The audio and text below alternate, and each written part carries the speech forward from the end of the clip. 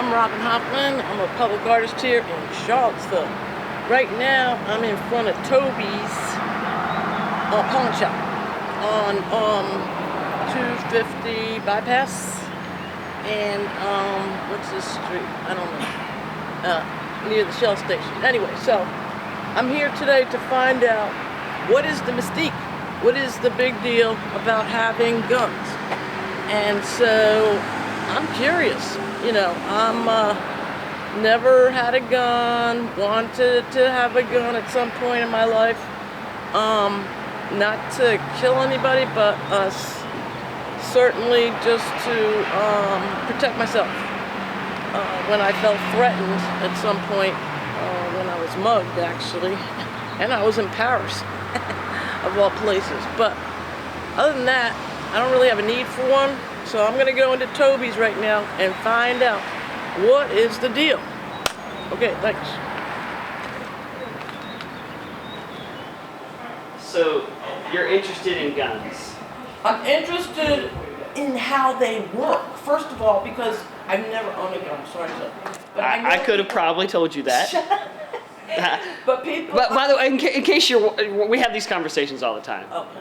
Sometimes they're really great and productive. Yes. And very cordial. Yes. And other times, the people come in here and start shouting things and have no idea what they're talking about. All right. So information is power, right? I'm on the other Right. I'm on the other side. You're not going to shout and cuss No, and I'm on the other side. call me a murderer. People have done that over the years, No, by the way. First of all, I'm sorry. No, it's okay. I'm sorry because Yeah. you probably don't want to murder somebody. I have 4 children. I love them dearly. All right. I have no desire unless someone wants to harm my children. There you go. All right. So, Right. but what mechanics is what I'm looking forward to from your like little talk. I mean, your big talk. It's a big talk. You're looking for, what were you saying, mechanics? Mechanics. Just how a gun actually operates? Look at the way. You put a bullet in this end, and it comes out that end very fast. That's pretty simple. Not really. Like, I mean, Okay. they put gunpowder in things like Sure. construction. You know, construction companies. They want to get out the what is it called, the like stone or something like that, or rocks. Okay. They want to blow them up so they can make like holes and tunnels and Sure. stuff. But so, is it the same material that has the ammunition in a gun? Gunpowder? It's not TNT. Gunpowder's a little different. Yeah, but Wait, I just want to tell you one more other thing. Sure. I actually did the rockfish reenactment thing. And they had Sure. the guns Old with muzzle the loaders. balls, the Right. bullets that actually only went like 10 feet. So Okay. I was like joking with them, you know, I said, you know, so like if we were, you know, at the war at the time, Yeah. we would have to like run. If we ran fast Right. enough, they couldn't get us. Like Wow. what kind, you know, so my idea is like, so how these guns work. First of all, they're very interesting. There are different ones. Can we look at that? I think that's really what's the whole idea. So for instance, what is that one over there? Up in the left-hand corner? Yes. That is a bolt-action precision rifle. What does it do? It shoots a bullet. I'm sorry, that's going to be the answer to every question you ask. Right, That shoots a bullet, that's a shotgun. Why do you have that one as opposed to the reenactment ones? You know what I'm saying? Right, because that's what people are looking for. What Right. are they doing with it? What are they doing with that? Yes. They are shooting bullets downrange. Whether that's at a target or an animal, I do not know. Right? So, okay, so now, what is the difference between that one on top? Most of the time, just to clarify, Yes. 99.9% of the time, firearms like this are sitting in a gun safe or a closet somewhere and doing nothing. Now it's time for a brief history of the United States of America. Hi, boys and girls, ready to get started? Once upon a time, there were these people in Europe called pilgrims, and they were afraid of being persecuted. So they all got in a boat and sailed to the New World where they wouldn't have to be scared ever again. Oh, I'm so relaxed. I feel so much safer. But as soon as they arrived, they were greeted by savages, and they got scared all over again. So they killed them all. Now, you'd think wiping out a race of people would calm them down, but no. Instead, they started getting frightened of each other. Which witch. So they burned witches. In 1775, they started killing the British so they could be free. And it worked, but they still didn't feel safe. So they passed a Second Amendment which said every white man could keep his gun. I loves my gun. Loves my gun. Which brings us to the genius idea of slavery. You see, boys and girls, the white people back then were also afraid of doing any work. So they went to Africa, kidnapped thousands of black people, brought them back to America, and forced them to work very hard for no money. And I don't mean no money like I work at Walmart and make no money. I mean $0. Nothing. Not a zip. Doing it that way made the USA the richest country in the world.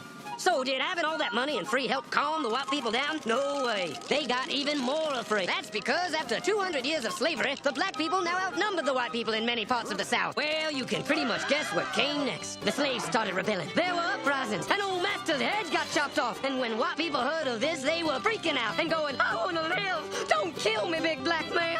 Well, just in the nick of time came Samuel Colt, who in 1836 invented the first weapon ever that could be fired over and over without having to reload. And all the southern whites were like, yeah! But it was too late. The North soon won the Civil War and the slaves were freed. Yep, they were free now to go chop all the old masters' heads off. And everybody was like, oh no, we're gonna die. But the freed slaves took no revenge. They just wanted to live in peace. But you couldn't convince the white people of this. So they formed the Ku Klux Klan. And in 1871, the same year the Klan became an illegal terrorist organization, another group was founded, the National Rifle Association. Soon politicians passed one of the first gun laws, making it illegal for any black person to own one.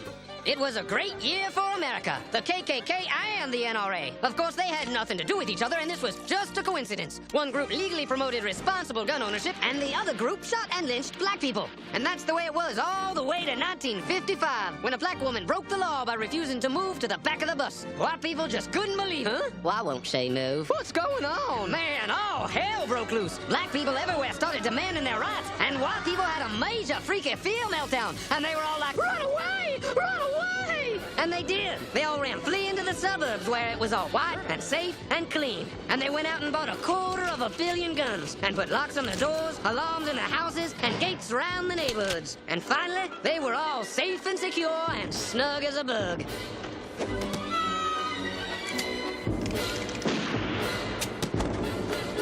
And everyone lived happily ever after.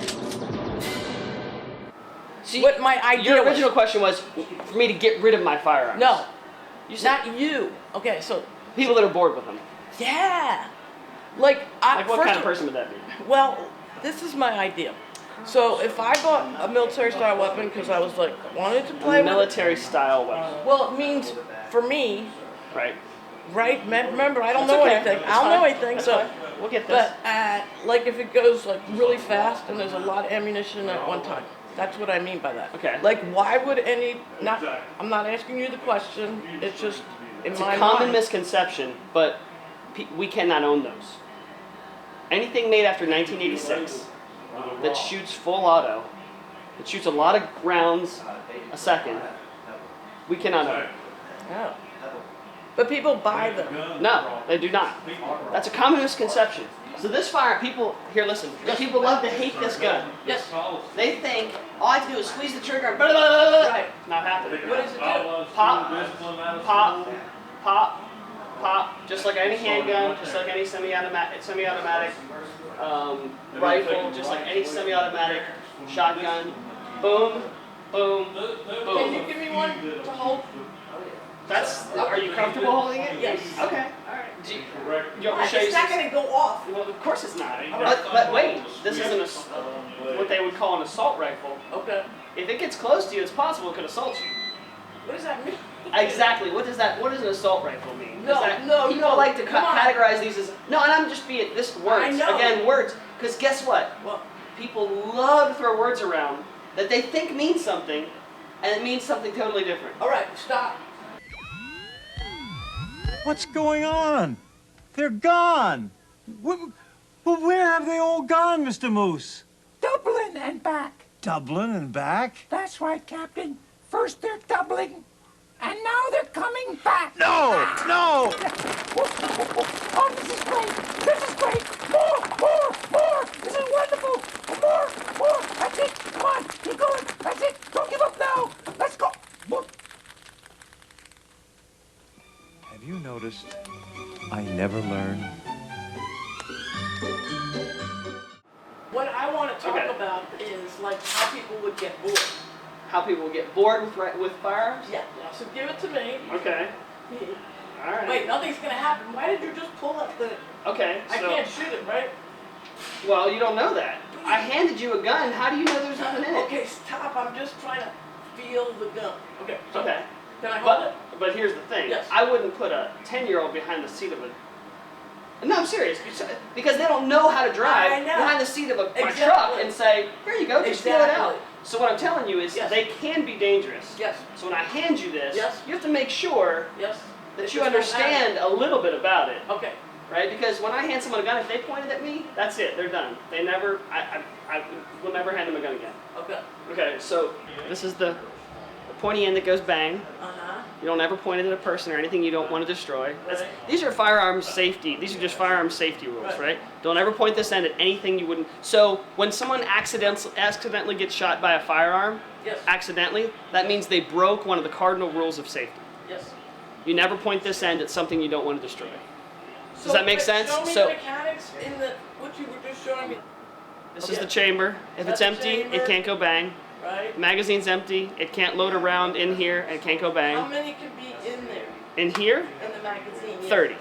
That's a magazine where that thing is, and each one of those long guns. Say it again, what they are. What? What is this kind of gun called? This is an AR-15 style. Okay. You know, this is an AR-15. This is the one that everybody loves to hate. Did you get it online for your store? Like, how do you get it? So I'm an FFL. I'm a federal firearms licensee. Okay. You cannot get this shipped to your house. Okay. Common misconception. I can get this thing shipped to. You cannot get this shipped to. They ship them to my store because I'm a federal firearms licensee. Okay. I'm regulated by the ATF. I have to keep records. I have to Do keep they standards. come from the United States or do they come from different countries? This is a Diamondback. These are made in the U.S. Okay. But there are other countries on here, right? Sure, they all come through an importer, a U.S. importer. Do they come by FedEx? There are the domestic shippers do ship them. Yeah, sure. UPS, FedEx. But they ship them again. They ship them to federal firearms licensees. They cannot be shipped to a person. Really? It can't be. Are you sure, like, Amazon doesn't ship them to? Like, Amazon doesn't sell guns. Really? Yeah, eBay They doesn't. sell everything. They don't sell guns. Oh my goodness. They sell air rifles, maybe. I don't even think they do that anymore. Oh. All right. So everything has to go through some kind of. That's important for people to know. It is because I again, have this, you know, information is I power, have a big imagination. right? So I'm. So do a thinking- lot of people when it comes to firearms. Yeah, Because because they imagine that just any Joe Schmo can grab this out of their mailbox, yeah. pull the trigger, and bop, bop, bop, bop, bop, bop, bop, bop, they're starting. No, that's not the way it works. First of all, like I told you, that gun's illegal.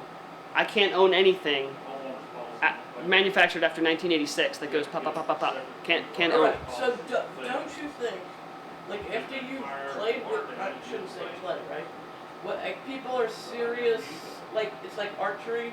People are serious, like they like to use. That's something you should ask people. Why do you own firearms? I mean, I can tell you why I own firearms. Why do you think people? What, do they tell you anything? When they Why they own firearms? Sure, we have all kinds of conversations with people. Yeah. So what Just is it- I have the same conversations with why people hate firearms. So Right? what is your like? How many years have you been doing this? 11. Okay. So by 11 years, you must have an opinion about who wants to like shoot, you know, big rifles all the time, whatever. Why do people own firearms? Yeah. Is that what you're asking? Well, yeah. Like what? Like when you were a kid, unless you were in the country, right? Right. You didn't need a firearm. Let me tell you something. My mom lived in Vermont under a retirement So years. that's an interesting She had a comment. rifle and she could shoot dead on. Right. Because she was in the woods. So you and just she said had bears. they didn't need a firearm. How about the guy that's dead in the alley that was shot by someone or stabbed by someone? Did he need a firearm? You could say you never needed a firearm but- because you were never threatened with deadly force. Yeah, but why But- don't you just get like a handgun? Why why would you need one of those? With a, how many are in that thing? So you're assuming.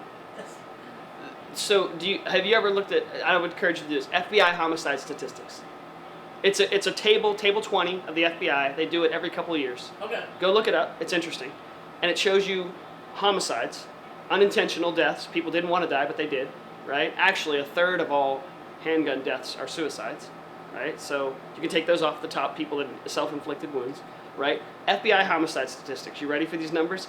And you go look them up. Do not take my word for it. I'm just not ready. More people every year Yes. are killed by bare hands and blunt objects, a book, a hammer, whatever, than all rifles combined, including these.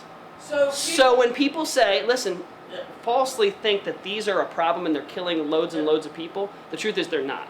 They kill people in really high-profile instances, and then we say, let's make laws around it. And that's illogical. It's irrational.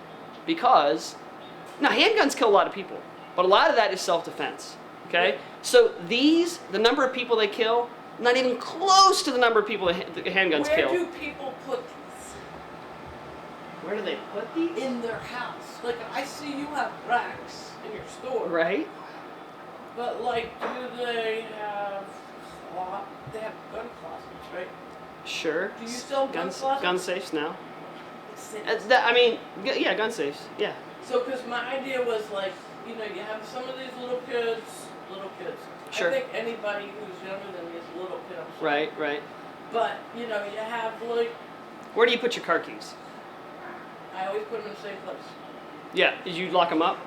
No. Okay. I don't either. I don't lock my car keys up. Yep. I have 4 children. I have an 11-year-old, 14-year-old, 17-year-old, 19-year-old. I've never locked my car keys up. Okay? Now, my vehicle's right outside. At 11 years old, my 11-year-old could, when I'm sleeping, seriously, no, this is serious. I know. He could grab my car keys, jump in that car, and do anything all kinds of mayhem. I have a 4-wheel drive truck, it's big, right? He could kill people, run down people's house. I'm serious, he could. I teach him not to. I teach him the dangers of the car, the reason why he should never take my keys and jump in the car and start it. My firearms are the same way.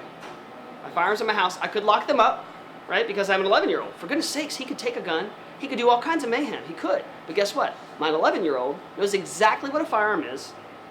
And please don't take this as an offense. He understands the dangers better than you. He knows all the moving parts. He knows that never, ever, ever point this end at someone, ever, unless you intend to kill them, right? He knows how to look in the chamber and see if it's loaded. He knows never to put his hand on the trigger. So to answer to your... You're not surprised by your son's, how do you say, like, all of a sudden deciding to do something? All of a sudden deciding to do something with my car? I'm also a registered nurse, by the way. Okay, awesome. So, you know, Sure. I have a long 45 years of working as an RN in different capacities as well as being an artist. But anyway, what I want to say is there were kids in schools Yeah, who would stick their, I'm talking about 7th, 8th grade, right, who would stick their fingers in the outlet right, to get shocked Right. and see what would happen. sure, I know that children are curious, and also they're kind of like, and it's just people, right? Right. Nature. Sure. Naturally, people, I feel like. Well, here's the thing. Until they get the pain, or until they get cancer, Sure. or until they get diabetes, or Right. whatever they do, they really don't take things seriously. And even if it happens to somebody else, right. you know, like. So what I would say about that is Yes. there are very few children that jump off of high buildings, right? It's a real small percentage of people that do things like Yes. that, right? You And wanna do it. we can talk about, well, what if this child, my child is not going to jump off of a tall building, because they know better, Yeah. unless he wants to kill himself, right? He's not going to jump off of a tall building, right? He's also not going to play with a firearm, right? Unless he's just absolutely has no idea what he's doing, right? And so we can't make regulations or rules or do things based on this really slight minority out there somewhere. But we like to concentrate on that. And what if my kid gets a hold of a gun? Well, my kid does handle firearms. he shoots them responsibly.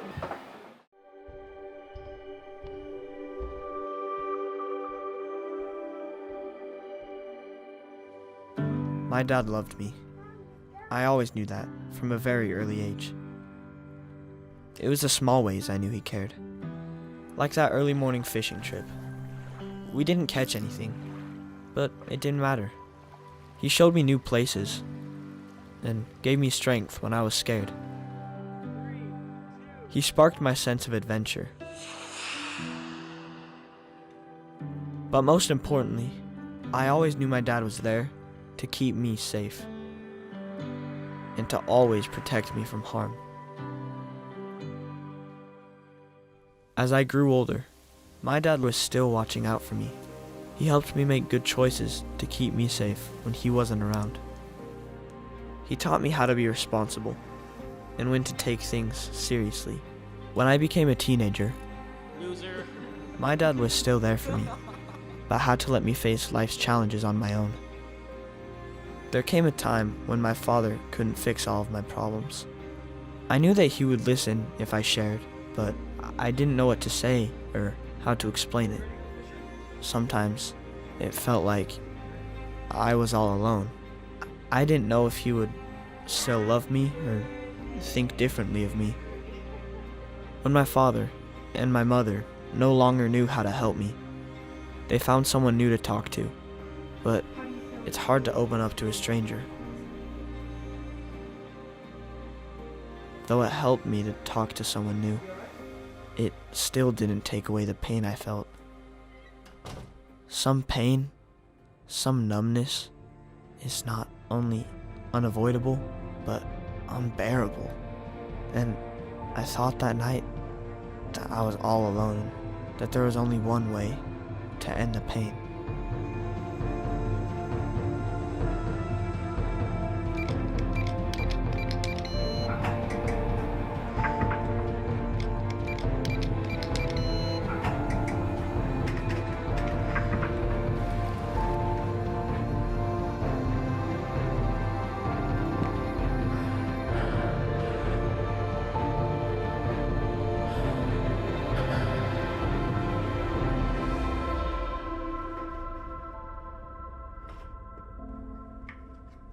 But I was wrong. My father was still watching over me, protecting me, even when he was away for the night.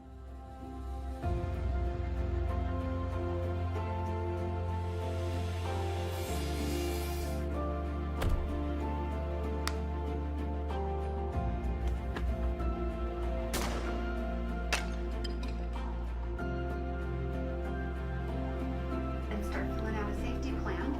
Thank you. For me, a few photos and a gun safe made all the difference between the end and a new beginning. My father gave me a second chance on life by looking ahead. Now I have hope and more time to discover what this world has to offer. Please, keep your children safe, like my father did, and lock up your guns and ammo separately. It makes all the difference in the world. Thank you for being on CPA TV or Public Access TV. Okay, thank you. I appreciate it. When you're weary, feeling small,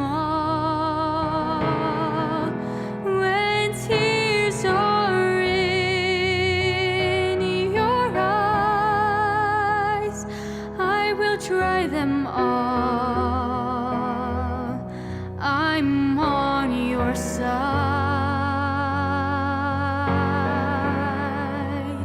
When times get rough and friends just can't be found, like a bridge over troubled water,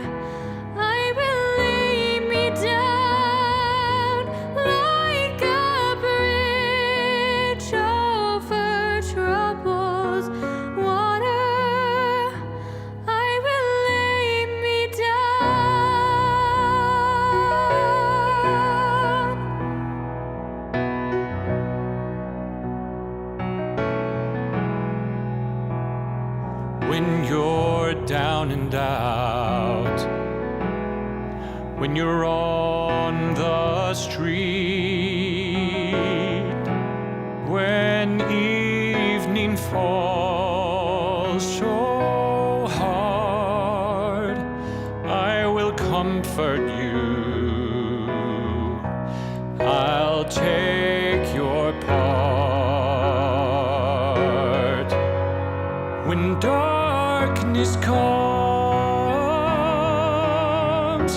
and pain is all around, like a bridge over troubled waters, I will lay me down. Like a bridge over troubled water, I will lay me down.